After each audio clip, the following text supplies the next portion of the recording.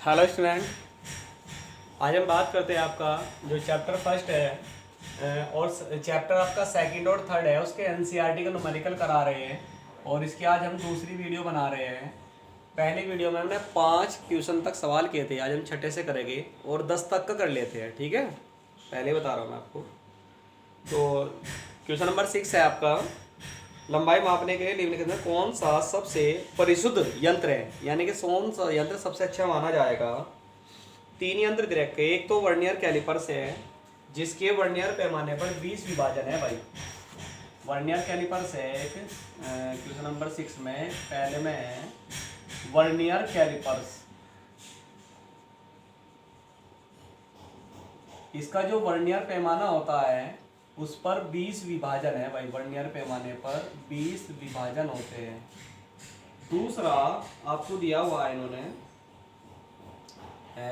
दूसरा आपको दे रखा है इन्होंने, एक स्क्रू गेज है। स्क्रू गेज ये भी यंत्र होता है, इन्हें आप देख लियो, नेट पर सर्च कर लियो इनकी आकृति कैसी होती है। ठीक है, तो चूड़ी अंतराल 1 mm है, वृत्तीय पैमाने पर 100 विभाजन है। चूड़ी जो अंतराल है ये कुछ वैल्यूज होती है इनके लिए, वो तो 1 mm है और वृत्तीय जो पैमाना हो, इसमें गोल पैमाना होता है, वृत्तीय पैमाने पर 100 विभाजन है भाई।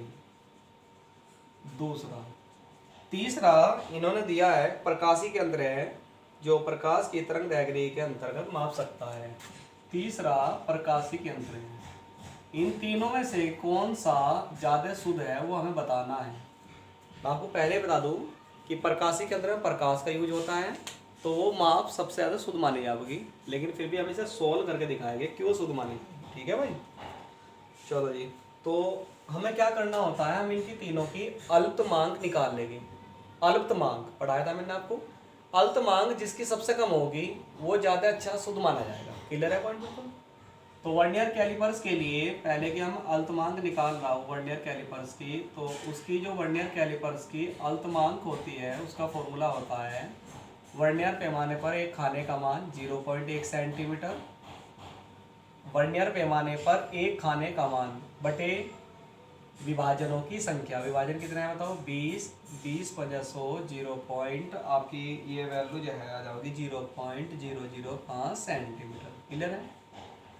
बी पार्ट में मैं निकाल रहा हूँ स्क्रू गैज की अल्पतमांक। अब इसके अल्पतमांक का फॉर्मूला सुनिए क्या होता है। ऊपर तो होगा चूड़ी अंतराल और बटे में आएगा विभाजनों की संख्या। आगे भाई आपका, तो इस तरह से ये वैल्यू आपकी जो आ जाएगी 1 mm बटे 100, तो mm को सेंटीमीटर में यहाँ चेंज कर दूंगा तो ये हो जाएगा 0.001 सेंटीमीटर। इससे कम आ गया, यानी कि इससे अच्छा ये वाला एस्टिमेट होगा। तीसरा प्रकाशी के अंतर है आपका, और प्रकाशी के अंतर की जो अल्पतमांक है, अल्पतमांक उसके लिए हम फॉर्मूला क्या लगाओगे, उसके लिए क्या होता है कि मैं कह रहा प्रकाश की तरंग दैर्घ्य की सीमा के अंदर माप सकता है। तो प्रकाश की तरंग दैर्घ्य औसत होती है, वो होती है 10 की घात माइनस के साथ इतने मीटर होती है भाई। आपका सेंटीमीटर में चेंज करोगे 10 की घात माइनस के 5 सेंटीमीटर हो जाओगी, और इस तरह से वैल्यू जो लगेगी 0.0001 सेंटीमीटर।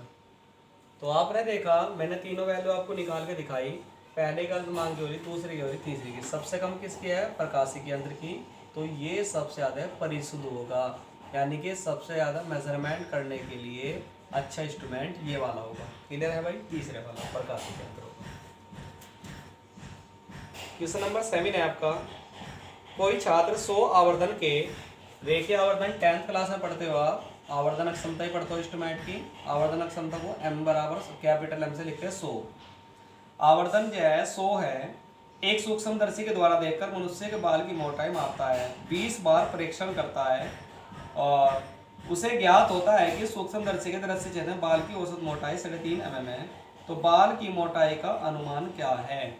बाल की जो मोटाई है उसका अनुमान कितना है, यानी कि वो कितनी है उसका अंदाजा बताइए, है ना। तो सुनिए यहाँ पर क्या फॉर्मूला लगेगा मापी गई जो मोटाई है, औसत मोटाई जो औसत है प्रेक्षण से निकली, तो वो है औसत मोटाई 3.5 mm, 3.5 mm। ये तो औसत है, एक्यूरेट है बतानी है। तो सुनिए यहाँ पर फॉर्मूला लगाऊंगा मैं आवर्धन का, आवर्धन कैपिटल M बराबर औसत मोटाई बटे वास्तविक मोटाई, है ना। क्या होता है बताओ, औसत यानी कि आभासी तो ऊपर आया होगा, औसत मोटाई और बटे में हो जाएगा आपका वास्तविक मोटाई, यानी कि जो हमें वास्तव में उसका अनुमान है करना है वो बताना है। तो आवर्धन की वैल्यू बताओ कितनी है 100, औसत मोटाई कितनी है बताओ 3.5 mm और बटे में वास्तविक मोटाई। तो वास्तविक मोटाई की वैल्यू जब आप निकालोगे 100 भाग में चला जाएगा। इस तरह से आपकी वास्तविक जो मोटाई होगी या अनुमानित मोटाई होगी जिसका हम अनुमान कर रहे हैं वो होगी 3.5 mm और बटे में 100, या मैं कह सकता हूँ 0.035 mm ये हो सकती है, ठीक है। ये आपका होगा। ये कुछ फॉर्मूले यहाँ पर मैं यूज करूँगा, जो नए होंगे उन्हें आप याद कर लेंगे और ध्यान रखेंगे आगे के लिए। ये फॉर्मूले नए हैं जो कि चैप्टर में नहीं आते हैं, ये बेसिक जनरल नॉलेज के फॉर्मूले होते हैं जो पहले किन्हीं चैप्टर में कहीं ना कहीं हमने पढ़े होंगे। नेक्स्ट सवाल है आपका 8वां, क्वेश्चन नंबर 8 है कि निम्नलिखित का उत्तर दीजिए। कुछ सवालों के हमें उत्तर देने हैं। जैसे कि पहला सवाल है इनका, आपको एक धागा और 1 मीटर पैमाना दे दिया, 1 मीटर पैमाना हो रहा और एक धागा दे दिया। आप धागे के व्यास का अनुमान किस प्रकार लगाएंगे, कि धागे का जो व्यास है मोटाई कितनी है उसका अनुमान कैसे लगाएंगे। तो सुनो, इसके लिए क्या करना होता है हमें, सुनिए ध्यान से। जो हमारे पास में धागा है उसको हम उस पैमाने पर लपेट लेंगे, लपेट लिया, पास पास मिला मिला के लपेट लिया, तो पैमाने पर उसकी लंबाई मिल जाएगी जहाँ तक लिपटेगा। पॉइंट क्लियर है। अब उस लंबाई में देख लो कितने फेरे हैं, उन फेरों को गिन लेंगे हम, आराम से टाइम लगेगा लेकिन गिन लेंगे। और गिनने के बाद में यहाँ पर हम एक फॉर्मूला यूज कर लेंगे, वो अलग से एक फॉर्मूला है कि धागे के फेरों की जो लंबाई है उसको लंबाई जो है, लंबाई को जो तो फेरों की संख्या है n उससे भाग कर दीजिए, तो आपका औसत मोटाई आ जाएगी, धागे की मोटाई कितनी है। क्लियर है भाई, लंबाई जितनी थी उस लंबाई को कितने फेरों की संख्या है उससे भाग दे दीजिए, आपकी औसत मोटाई आ जाएगी। नेक्स्ट सवाल है आपका, एक स्क्रू गेज है, उसका चौड़ी अंतराल 1 mm का, वर्त्य पैमाना 200 विभाजन है। अब उनका अगर हम विभाजन बढ़ा देते हैं स्वेच्छा से तो स्क्रू गेज की यथार्थता वृद्धि करना संभव है। बिल्कुल है, जितने ज़्यादा विभाजन होंगे स्क्रू गेज की यथार्थता उतनी ही ज़्यादा होगी, ध्यान रखिएगा इस बात का, ठीक है। अगर विभाजन 100 है और एक उसी में दूसरा उसी तरह का है उसमें विभाजन 200 है, तो जिसमें 200 विभाजन है वो ज़्यादा परिशुद्ध होगा 100 वाले के अपेक्षा, ठीक है। तीसरा, एक है वर्नियर कैलिपर द्वारा पीतल की किसी पतली छड़ का समुच्चय व्यास मापा जाता है। 5 मापने में की तुलना में 100 मापन करने में, यानी कि 5 बार मापन करा और एक में हमने 100 बार मापन करा, तो अधिक विश्वसनीय अनुपात प्राप्त होने की संभावना क्यों है। अरे जाहिर सी बात है, एक बात तो बताओ, एक में हम 5 बार अनुमान कर रहे, 5 बार मेजरमेंट कर रहे, तो ध्यान रखना परीक्षण जितनी ज़्यादा बार करेंगे शुद्ध होने के चांस उतने ही ज़्यादा होंगे। परीक्षण 1 या 2 बार करेंगे तो हो सकता है दोनों तीनों में त्रुटि आ गई हो, लेकिन परीक्षण हम 20 या 30 बार करेंगे तो उनमें जो औसत आएगा वो उसके चांस सही होने के जाते हैं, ठीक है। तो यही सवाल ये पूछना चाह रहा कि 100 का जब समुच्चय हम कर रहे हैं तो 5 के समुच्चय से ज़्यादा अच्छा है या नहीं है। बिल्कुल है, जितने ज़्यादा परीक्षण हम करेंगे उतना ही ज़्यादा वो अच्छी माप है। क्लियर है।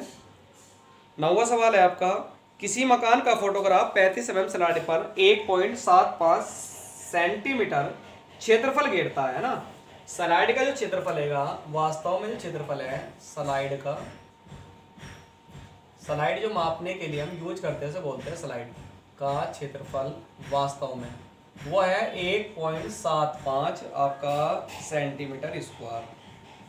आगे सवाल में क्या रहा है कि स्लाइड को किसी स्क्रीन पर, यानी कि कोई स्क्रीन है जिसको प्रक्षेपित किया जाता है, तो स्क्रीन पर मकान का जो क्षेत्रफल आता है, स्क्रीन पर स्लाइड पर मकान का क्षेत्रफल, ये तो है ये। और अब देखिए स्क्रीन पर मकान का क्षेत्रफल, मकान का क्षेत्रफल स्क्रीन पर जो आएगा वो आभासी आएगा और वो वैल्यू ने दी है 1.55 मीटर स्क्वायर, ठीक है। आपसे कह रहा है कि रेखीय आवर्धन बताइए। रेखीय आवर्धन, रेखीय आवर्धन लेंस के और दर्पण के होते तो हमने पहले दूसरे चैप्टर में पढ़े थे, 10th क्लास में पढ़े थे हमने, लेकिन ये कुछ और है, नया फॉर्मूला यहाँ पर मैं यूज करूंगा और उस फॉर्मूले को आप ध्यान रखिएगा, ठीक है। क्या होता है फॉर्मूला, पहले हम निकालते हैं इसमें क्षेत्रीय आवर्धन। क्या निकलेगा पहले, क्षेत्रीय आवर्धन निकलेगा, क्षेत्रीय आवर्धन। सुनिए भाई उसका फॉर्मूला क्या होता है, याद रख लियो भाई आज के बाद में। वास्तविक क्षेत्रफल, आभासी क्षेत्रफल और बटे वास्तविक क्षेत्रफल, ठीक है ना। आभासी क्षेत्रफल जो स्क्रीन पर आएगा, आभासी क्षेत्रफल, और जो वास्तव में स्लाइड पर आएगा वास्तविक क्षेत्रफल। क्लियर है भाई, ये फॉर्मूला आप याद रख लेंगे। क्षेत्रीय आवर्तन का फॉर्मूला होता है। आभासी के लिए बताओ कितना आ रहा है, वो 1.55 मीटर स्क्वायर है, और वास्तव में कितना आ रहा है स्लाइड का क्षेत्रफल 1.75 सेंटीमीटर स्क्वायर। इसे मीटर स्क्वायर को चेंज कर लो, 1.55 10 की पावर 4 हो जाएगा, ये सेंटीमीटर स्क्वायर आ गया। 1.75 ये भी सेंटीमीटर स्क्वायर आ गया, कट गया आपका। तो ये वैल्यू अगर आप भाग करते हो तो भाग करने के बाद में आपकी वैल्यू आ जाएगी 10 की पावर 4 है, आपकी वैल्यू आ जाएगी 8857। मैं सोल्व करी थी पहले ही 8857.14 आगे। इसके बाद में आपको रेखीय आवर्धन बताना है, तो ये भी फॉर्मूला आप याद रखेंगे कि अगर आपके पास में क्षेत्रीय आवर्धन हो और आपको रेखीय आवर्धन बताना हो, तो रेखीय आवर्धन जो होता है वो क्षेत्रीय आवर्धन का वर्गमूल का बराबर होता है, क्षेत्रीय आवर्धन के वर्गमूल के बराबर होता है। ये भी फॉर्मूला आपको याद रखना है। रेखीय आवर्धन जो होता है वो क्षेत्रीय आवर्धन के वर्गमूल के बराबर होता है। तो इस तरह से आप ये सोल्व करा लोगे, 8857.14 सोल्व करा के जो भी वैल्यू आएगी वो ही आपका आंसर होगा, ठीक है। क्वेश्चन नंबर 10 है आपका। क्वेश्चन नंबर 10 में आपको कुछ डिजिट्स दे रखे हैं उन्होंने, जैसे कि ए है, ए में दे रखा 0.007 मीटर स्क्वायर दे रखा। बी है, बी में दे रखा आपको 2.64 10 की पावर 24 दे रखा है आपको किलोग्राम। सी है, सी में आपको दिया वैल्यू 0.2370 ग्राम सेंटीमीटर माइनस के 3। डी है, डी में आपका दे रखा 6.320 जूल दे रखा है। ई, ई में आपको वैल्यू दे रखी 6.032 न्यूटन मीटर स्क्वायर दिया हुआ है। और एफ है, एफ में जो आपको वैल्यू दी हुई है वो दे रखी है 0.006032 और ये है मीटर स्क्वायर। ये आपको वैल्यू दे रखी है और कहना है कि सार्थक अंकों की संख्या बताइए। देखिए सार्थक अंकों की गणना के लिए मैंने आपको 6-7 नियम बताए थे, उन नियमों का आप यहाँ यूज करो और मुझे बताओ सार्थक अंकों की संख्या कितनी है। चलो इसमें आ जाओ।